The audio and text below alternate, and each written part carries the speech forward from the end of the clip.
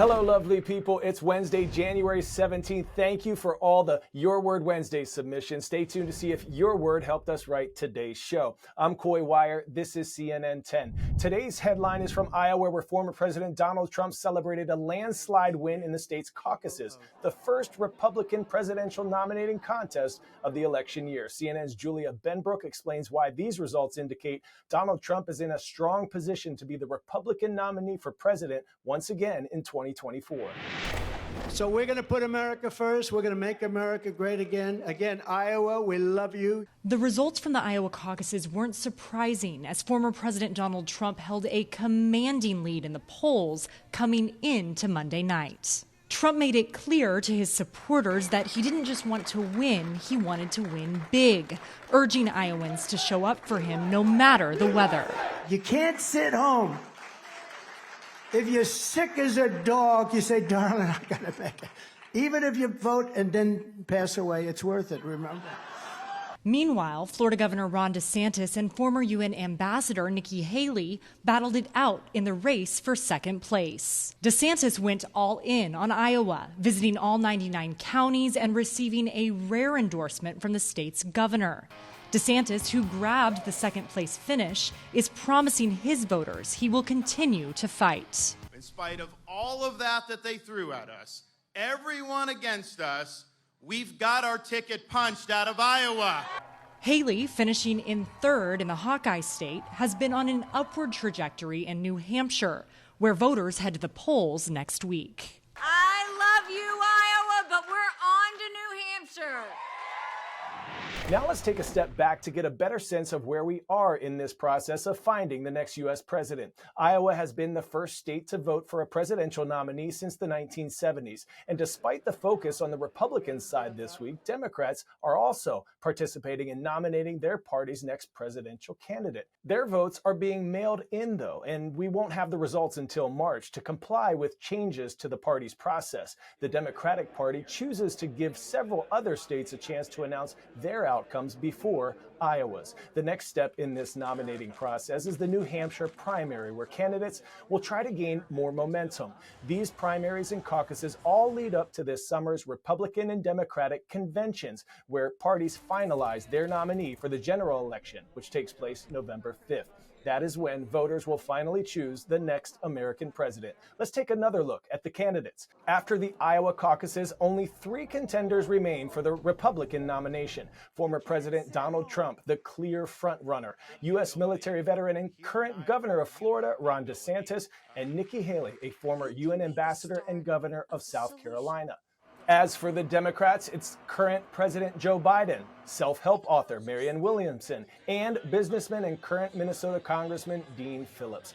There are 3 notable independent bids as well: environmental lawyer and author Robert F. Kennedy, nephew of former President John F. Kennedy, environmental activist Jill Stein, and progressive activist and Harvard professor Cornel West.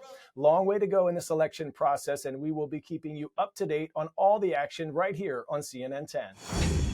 10-second trivia. Which country has the most volcanoes in the world? Japan, United States, Indonesia, or Iceland?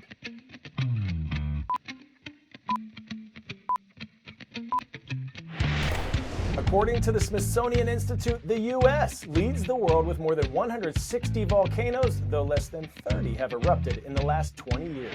Authorities in Iceland ordered residents in a fishing town in the southwestern part of the country to leave their homes because of an erupting volcano. This is the second time in a month that molten lava has destroyed parts of nearby towns. Some are worried that the Iceland they know and love will never be the same. Here's our Barbie Latza Nadeau with more. The earth is on fire in Iceland again. For the second time in a month, Iceland's Fagradalsfjall volcano is threatening the small fishing village of Grindavik in the southwest of the country. A webcam set up by Iceland's public broadcaster RUV showed a stream of lava flowing into Grindavik, with the burning buildings just meters away from houses. So far, several homes have been consumed by scorching lava flowing out of 2 new fissures from the latest eruption, forcing national police to order evacuations. It's basically as bad as can possibly get. John Gauti is one of the town's 4,000 residents. Like most, he fears he won't be able to return home. I'm born in this town. I actually live in the house that I'm born in. And it's a tough thought to think that this town might be over. After the volcano last erupted on December 18th, authorities built walls to divert the lava from the town. So far, the walls are holding the lava back from all but the houses on the outskirts of town. Authorities have no idea how long Mother Nature's fury will last, or how much more damage this tiny village will endure. Barbie Latzanedo, CNN.